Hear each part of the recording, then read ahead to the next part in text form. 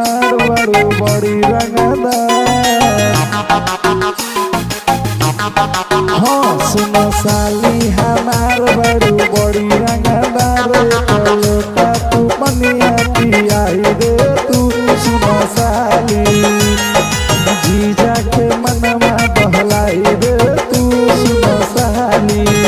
तहर चाल झमकौआ तहर कमर लपकौआ अरे लइकन के जियरा जुड़ाई दे तू सुनो साली एक लोटा तू पनिया पियाई दे तू सुनो साली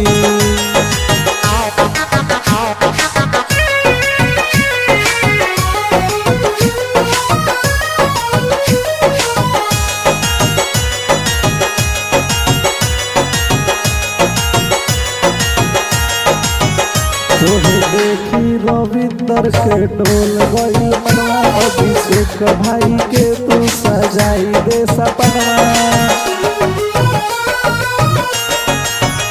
तोहे देखी रविंदर के डोल गई मनवा अभिषेक भाई के तू सजाई दे सपनवा और जिंदगी के पेशिया बुझाई दे तू सुनो सा